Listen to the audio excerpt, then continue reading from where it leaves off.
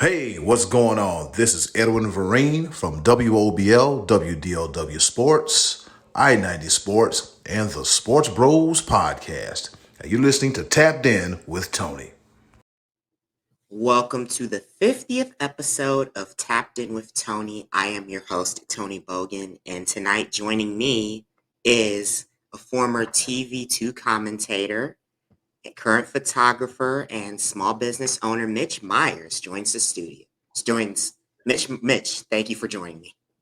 Hey, Tony. I appreciate you for having me. Not a problem, man. We used to, for those who don't know, me and Mitch worked at TV2 for a little bit, covering high school football, talking about the teams in Portage County. Yeah, how fun that was too. Talk about high school football Friday nights, long Friday nights. Was always a fun time. So I miss it. Oh yeah, it's fun. I still cover high school football myself with Keon Sports. Been Yeah, doing it since 2019. yeah, I see that, and you're doing a great job. I appreciate that local coverage. So I saw you met Miles Garrett last week. Yep. So cool too. Oh yeah, that was really a shock when I went to Wadsworth, Nordonia.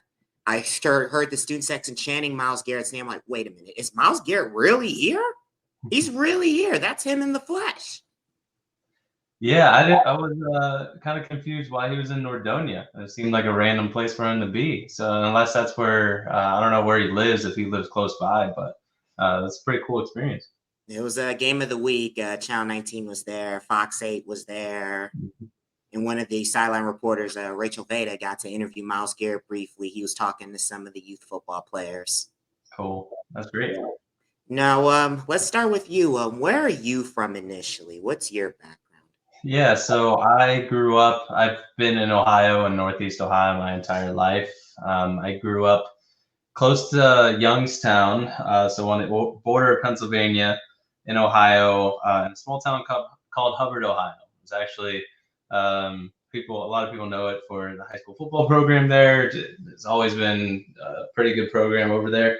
But grew up in Youngstown, then I went to school at Kent, so lived in Kent for a little while, and then I lived in Medina for a few years with my then girlfriend and fiance, and now I live in Lodi, which is right next to Medina. So I've always been Northeast Ohio all my life. Just went down 76 and I-80. Lived on those roads basically for my entire life. Gotcha. And what's some good places? What are some good spots to eat out in Hubbard? I know that's over by, like you said, Youngstown, Warren area, kind of out there. Yeah. I know a big famous place in Youngstown is Charlie Staples, a good barbecue place there. In Hubbard specifically, my favorite place is it's a pizza place, but Italian restaurant called Francesco's, and honestly, still to this day, some of my favorite pizza. It's like a thin slice New York style pizza, and Francesco's is always great. Hubbard is a small town. It's known to have so many gas stations and so many pizza places. It's right off I-80. It's a place called Truck World. There's a pretty big truck stop there too. So a lot of people know Hubbard because they pass through it into Pennsylvania or out of Pennsylvania. But yeah, Francesco's in town. One of my favorite places for pizza. Nice. Did you play any sports at Hubbard? I played a lot growing up.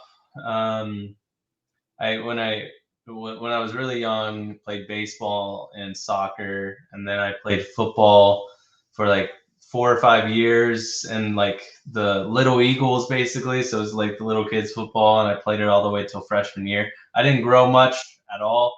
My freshman year, I didn't hit a growth spurt until sophomore year. So my freshman year, they put me on the line, and I was 5'2", like $150, and I got destroyed. We had a really good high school football team those years, and the line destroyed me. So I decided I was gonna just continue. I've been bowling since I was 5 years old. So I got on the bowling team. I was golfing for a little while too. So I joined the golf team. And then I was just a little bit of a nerd in high school. I was bowling and golf captain.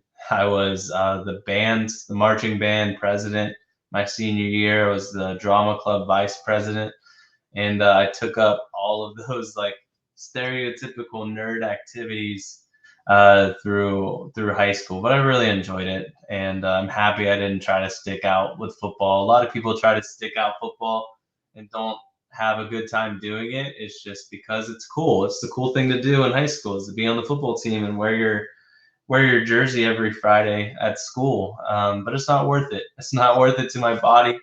And it was just not going to be fun if I didn't do that. So if I ever, one day when I have kids, and if I give any advice, it's going to be, do what you enjoy, not what other people think of you in high school. Gotcha. I didn't play football myself in high school. I just was afraid of getting injured. But how was it like being 5'2", 120, going against dudes that are 6'3", 6'4"? Yeah. Yeah, That, man.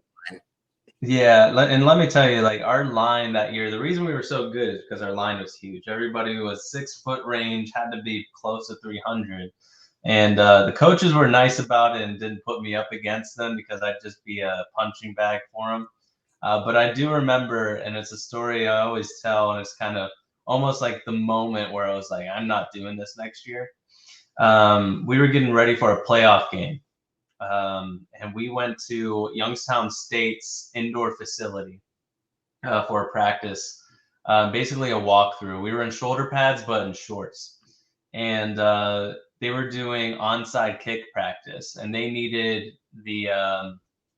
I forget which side of the ball I was on, but they just needed a practice squad or whatever on the kicking team. And I threw up my hand. I went out there, and as you know, it's just like two sides running at each other. And I went like toe to toe with probably the hardest hitting person on our high school football team. And he didn't expect me to come at him, but I lowered my shoulder and I hit him pretty good. He didn't go down or anything, but I knocked him pretty good. And he wasn't happy about that. And I turned my back and started walking to the sideline. He gave me a shoulder to the back and put me on the ground. Which, like, I mean, disrespectful at the time, but I could understand his frustration. But at the same time, I was like, man, I'm not cut out for this. I gave that guy all of my might. I didn't knock him over. And this thing's not for me. So I enjoyed the rest of my high school career watching from the sidelines. Gotcha. And you said you bowled and you golf. What was your favorite? What was your biggest, your best score in bowling? Oh, man. I want to say my best score in bowling. I never really wrote it down. You really don't write it down until you get 300, but I think it was 271 or something like that. I averaged right around 200 for that. And then in golf, in a round of 9, I scored 38 at some time, but I averaged like 43 or whatever in 9 holes. And I've gotten worse as time goes along. But my goal in life is to one day live on a country club and be able to just golf and be in a league as I'm old. And then same thing with bowling. I want to be in a bowling league. That's something I do. Those are two sports that I'm happy I was good at young, and I know I'll be good at forever. Is that I know I could do for the rest of my life. You can't do football, you can't do basketball, you can't do baseball for the rest of your life. So it'll be fun doing that. I'm happy I did that in high school, and I'm still doing it today. Nice. Are you eventually going to join a league down the line, like the PBA, or try to get your PGA? Definitely like a Friday night kind of league, drinking with buddies, and just having a good time with just league play. Same thing with golf. Just nothing crazy competitive, but still a lot of good bowlers, and something for a chill Thursday or Friday night. Gotcha. Because I know golf has definitely changed big time, especially with PGA and Live Golf becoming separate entities and then being united entities. Very interesting times in the game. Yeah, and it's becoming increasingly popular in the last couple of years. If you wanted to start a business in the last couple of years, it would have been the golf business would have been the best market, because there's just so many new golfers out there, which is fine, which is it's great for the game, but it's also, I feel like, hurting the game a little bit. Just, a lot of people just, disrespecting courses, disrespecting the game, and disrespecting just golf in general, where it's not the same. It's almost impossible on a weekend to get a tee time. When you wake up on Friday morning and say, I want to golf this weekend, it's almost impossible to find an open tee time that weekend. You have to book it about a week or two in advance, and golf is getting more and more expensive. So that's in that aspect, it's negatively impacting the game, but I'm glad there's more of an appreciation for the sport because it's beautiful to play. And it stinks that living in Ohio, loving golf so much that I can only golf 6 or 7 months out of the year. The rest of it is just freezing cold, and golf courses are closed.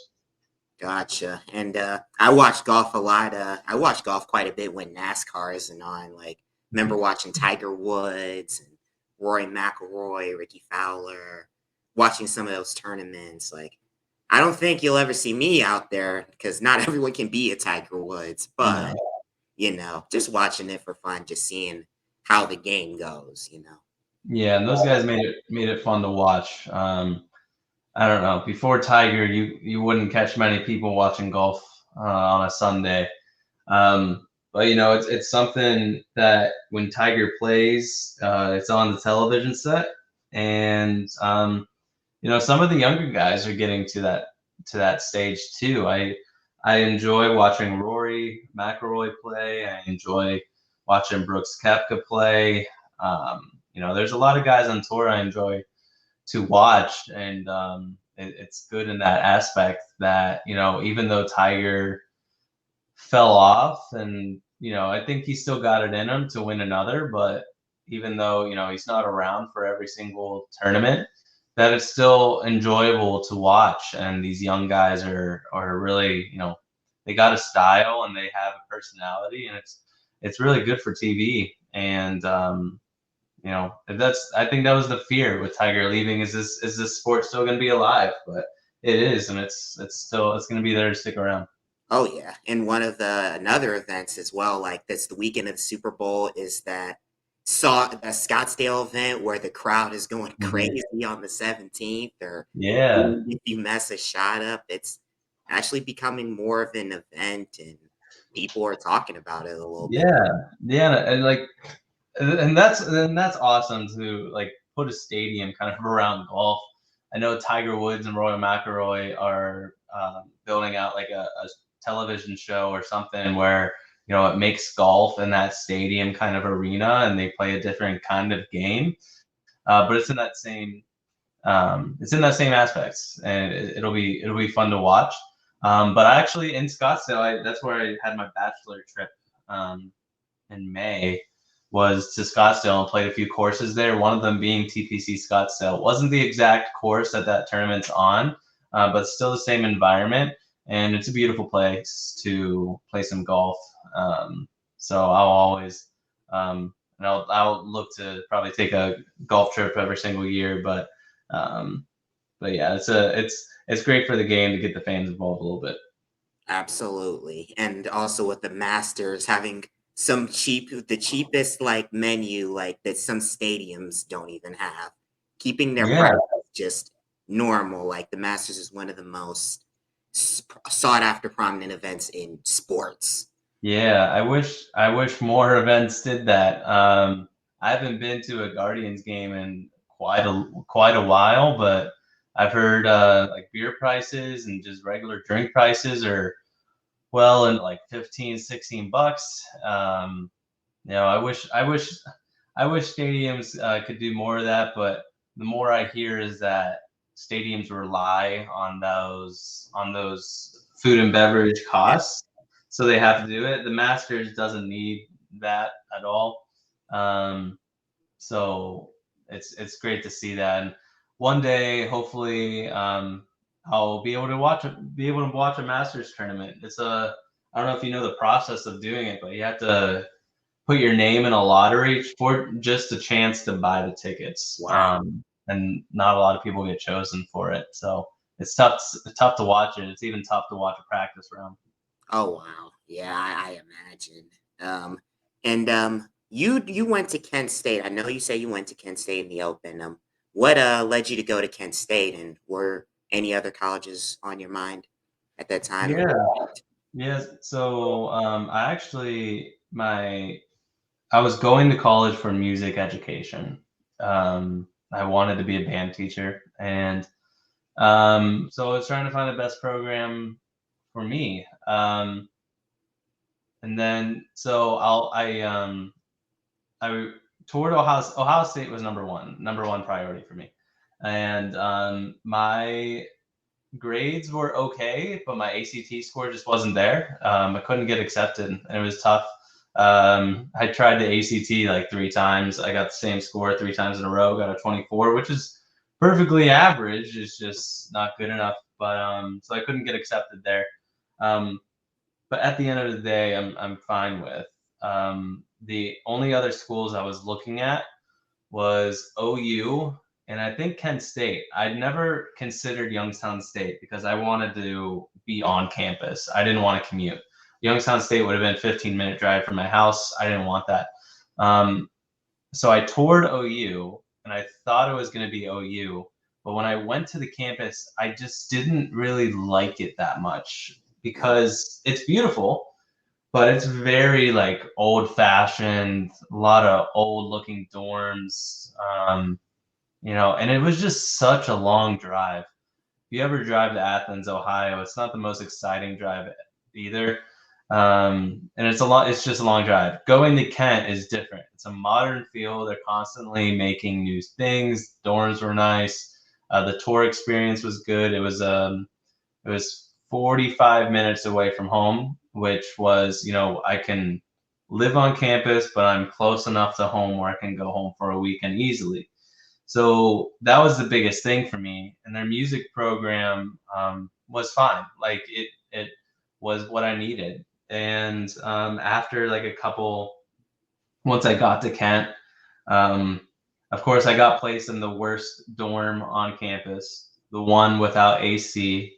It's Verger Hall, and I switched out of music ed really quickly, and then went into broadcast journalism my second semester. And I'm so happy I chose Kent in that reason because the broadcast journalism program, and as you saw, Tony, is like the TV station there, the student media there. It's just perfect, and I'm so happy I decided on Kent State. What was your favorite part about being part of the TV2 broadcast crew? Man, when I got the opportunity to be sports director and when I got the opportunity to be general manager, and be in those leadership roles and just kind of oversee so many things. Being GM, like you oversee the news department, entertainment, weather, sports, you just oversee everything. And the big part of that for me was just seeing so many new people improve. Unfortunately, I was general manager in the last semester of my college career, and that was in 2020. And it was cut half. It was half cut short because of COVID. So I couldn't experience it the full semester, but it was just such a great opportunity to be able to see so many people improve throughout that year, and just be involved and just see what's going on those aspects. But the opportunity was just great. Our school gave us the opportunity to travel to many Kent State football games. I ended up being able to go to the one Kent State bowl game that they won in Frisco, Texas. That was probably my most memorable college experience. Was that experience there? And I traveled to OU. I traveled to Bowling Green, Toledo. Of course, the school down the road. Um, Akron. yeah, yeah. I know that's a bad word sometimes. Um, so I Not traveled. I traveled to many places, and it was just such a good experience because the opportunities were just really great there. I second that myself, and especially like I got to give you credit, Mitch. You guys helped in a way put me on because I remember I didn't even go to Kent State. I came on board, and did some of the stuff with Friday Football Frenzy and held a camcorder for the first time with that. And I just eventually launched what I did with Keon Sports a few years later. So you guys Yeah. didn't start what I did. Yeah, and it's crazy, and it's an experience being on the football field and just having a camcorder in your hand to record these games. Like nowadays, I can probably get better footage on my phone, but it was just such great learning experience because it's an intense Friday night. Because it was the same way when I interned at a news station, because you record the game and you usually can't stay for the whole game because you have to think that you got to get back into the station. You have to make up the highlight reel, put a shot sheet together, and then be ready for the 11 o'clock show. So it's really difficult. And, so you usually sometimes can't stay for the entire game. Sometimes you're going to 2 games in the night. When you have an actual news station, you're going to 3 games in the night. So that's crazy in that aspect. But at the same time, I'm so happy we did that because it made so many kids feel special. The PTC is not something that gets covered. It's not, because we're in a area with amazing football, with amazing D1 football, where you have Maslin, you have Canton, you have St. Ed's and St. Iggy, you have Medina, you have all these huge schools that get covered and get news coverage. These PTC schools that are D3, D4, D5, and lower, they never get covered. So that's such a great opportunity for us to do and put on social media for their family, for them to see and see them on highlight reels. Even though it wasn't news quality, it's still awesome to see. I'm so happy that that was part of the program. And I got to be able to lead that a couple years and see those get produced. And I'm happy I got to learn from you with that, because I mean, it was like when I first had come on board, I remember we had to leave the game with like 2 minutes and change left. Like, oh my God, there's like 2 minutes to go. Let's I just know. stay for the finish. But with football, 2.5 minutes could be 20 minutes, It and could be. it's tough. It's tough, and it always stinks. And then you just have to check up on your phone. But you got to tell the story of the game. You're right. So if at the end of the day, you get 6 crappy highlights and they're just run plays, they're not even touchdowns. But the story of the game was that, let's say, a Mogador versus Ravenna. Mogador goes up 2 touchdowns, Ravenna comes back, ties it up, and Mogador finishes it. And you want to put your highlights in that same way, even if they're crappy highlights. But you still want to tell the story of the game the best way possible, and then tell people this happened at the end if you hear about it. But you got to do with what you have, and once you get back to the studio, it's crazy, and there's a lot of times where highlights aren't being done until like 5 minutes into the show, and we have to get them exported and into the studio downstairs and everything. So I think that show is the best learning experience, and it's just like the best put together show when you think about everything that goes into it. Because from 7 o'clock to 11, before 7, you have zero clue what's going to go on for that day. We know what the game of the week is, and we know the order of the show, but it's like we don't have any footage yet. So you go from 7 o'clock until 9 recording the game, an hour and a half to put highlights together and to put the shot sheets together and to get it downstairs and on air in that amount of time. It's so crazy, and it's such a good experience. So I'm happy to see that. I think it's still put together. I think they're still doing it in a quality way. I know when I went to a couple Medina games, I think last year I saw TV2 people on the sidelines. So it's great to see that's still continuing, because it's the best. If you want to be a sports broadcaster, that's the best experience you're going to get. I'm co-signing this myself as someone who went to Kent for a year, and even though I wasn't a student, getting to be part of that program, I co-signed that 100%. Yeah. And what once you graduated, did you think about working at a news station, or what was the goal after? Because I know COVID probably had a pretty big impact on you as well as the entire world. Yeah. So here's what happened. My last semester, senior year, I started to think about it, and I had my internship, WFMJ in Youngstown. I think my junior year, and I started to realize the sports director there, Dana Balish, he's been there for so long. He was there. I mean, he was there when I was a kid. I always watched him, so it was great to work with him. And he's a sports director at WFMJ, and I started to realize about his work to life kind of ratio and his balance. And to think about it is he does the sports 6 o'clock and the 11 o'clock, Monday through Friday, and then works on Saturdays to cover YSU games. And I started to think about that, and I was serious in a relationship at that time, my senior year, and she was a teacher, and she was going to be a teacher. So if you think about it, Monday through Friday, she's going to be working from 7 o'clock till coming home about 4:30, and then I'd be off to work and wouldn't be home until 11. So Monday through Friday, we're waking up next to each other, and then we're going to bed next to each other. And that's it. That's it for the day. And I started to think about that, and that's what's important to me. And I was starting to think, maybe I'm not as passionate about this as I thought. So I worked with Kent State athletics a lot. My freshman year, I was fun fact about me, Tony, I don't know if you know this, but I was the mascot. I was Flash for a couple of years. I was Flash all throughout college and did special events later in college, but I was Flash for a little bit.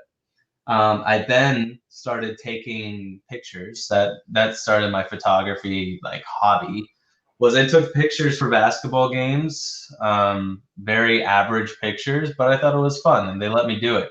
And then they started asking me, hey, can you take pictures of Flash, of the cheerleaders, of the dance team, because they don't have many pictures taken of them. So I started doing that. And then they knew I was a broadcaster, so they were like, okay, well, let's get this guy on camera and stuff like that.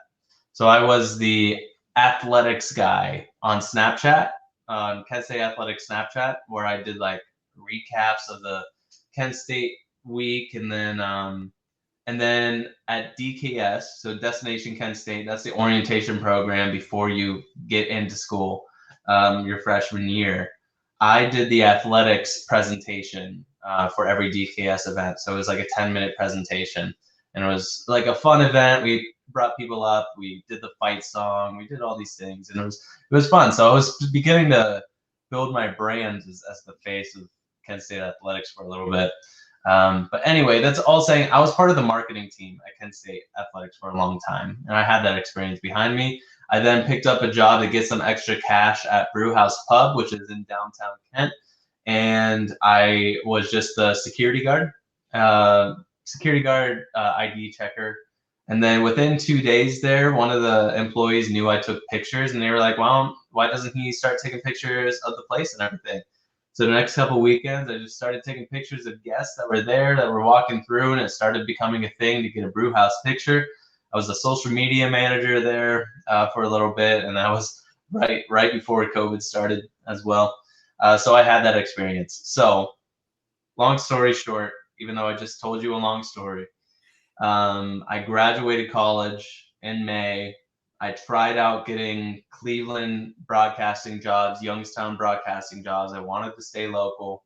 Realized, all right, we're in COVID right now. It's not going to be working that much.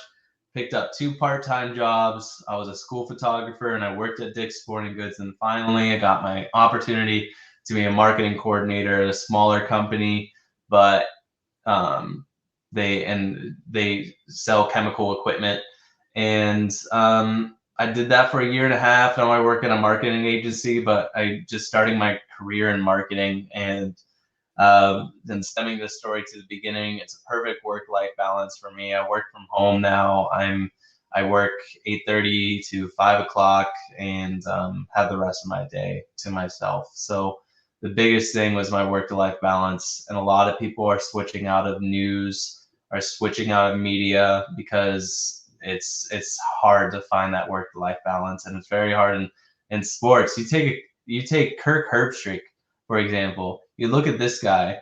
and he has Thursday night football gigs.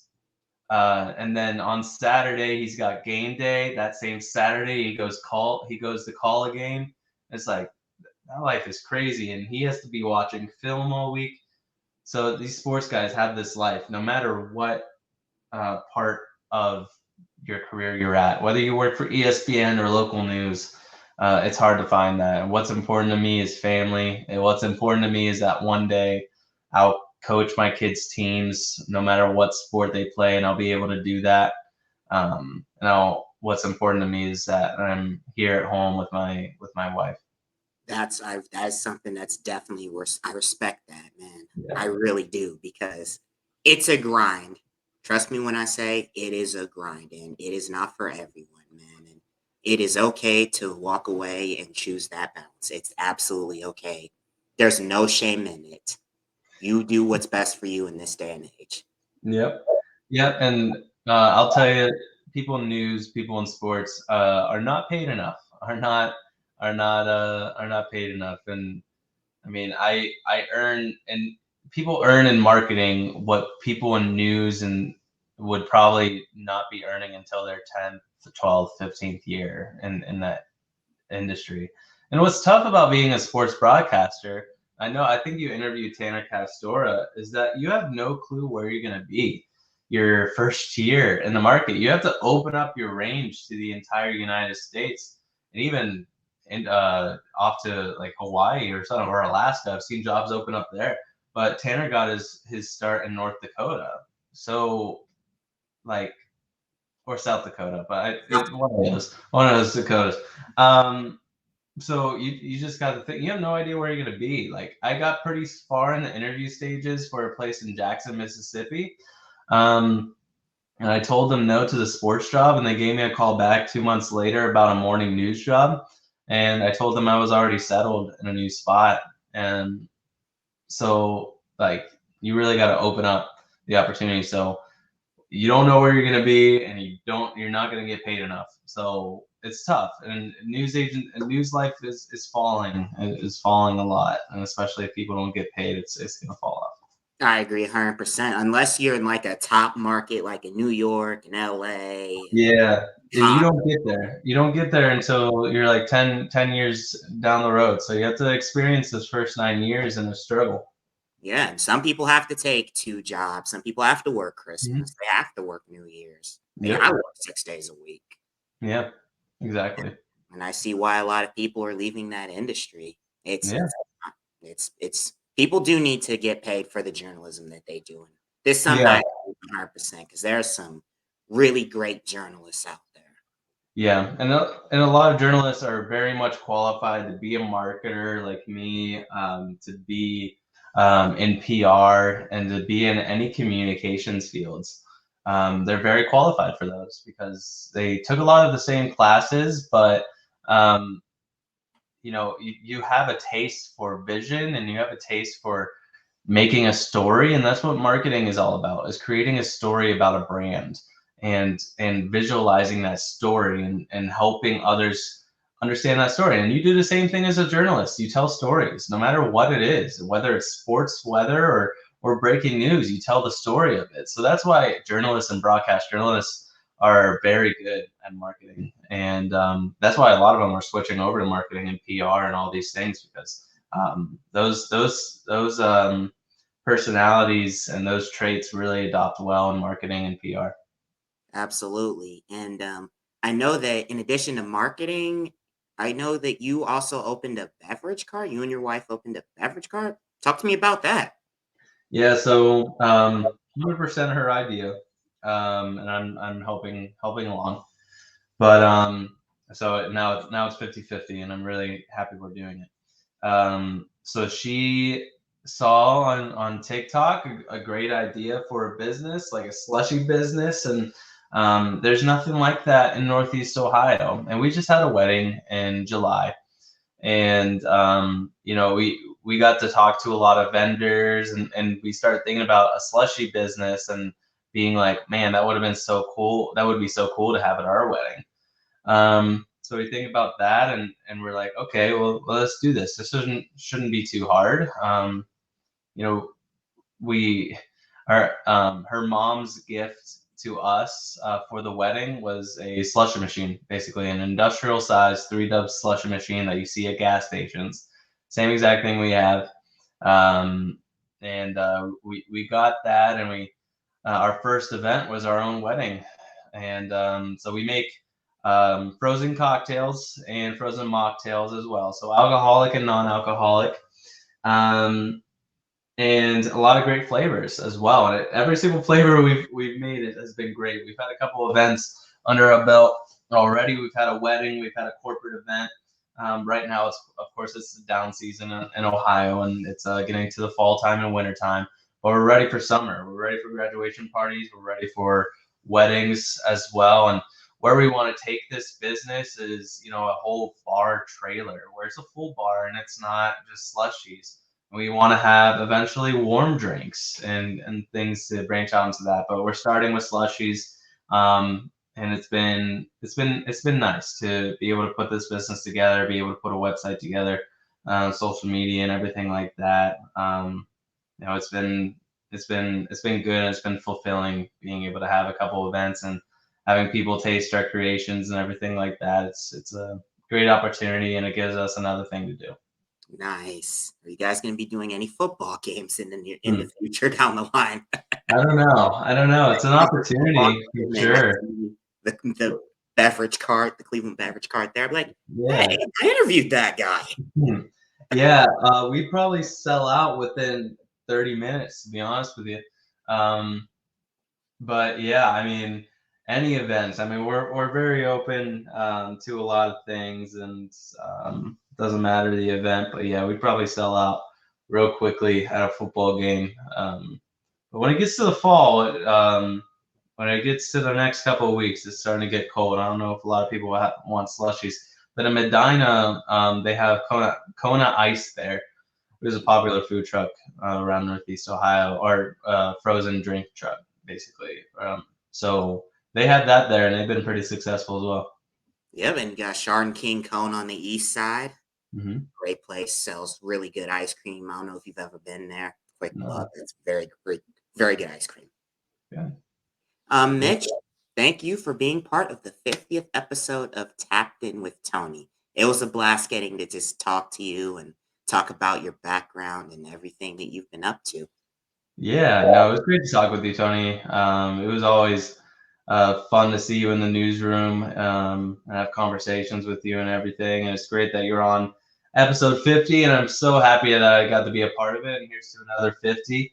And I hope to see you having a fantastic 100th episode one day as well. So keep doing what you're doing. Keep covering great high school football in the area. I know all the kids and the coaches appreciate you coming to their games. And you never know what that'll lead to as well. So you're doing great. Keep it up. I appreciate the opportunity. Thank you. And you guys can follow Tapped In with Tony on YouTube. Follow me on Twitter or X at tbogues2010. And stay tuned for future episodes. Thank you guys for tuning in.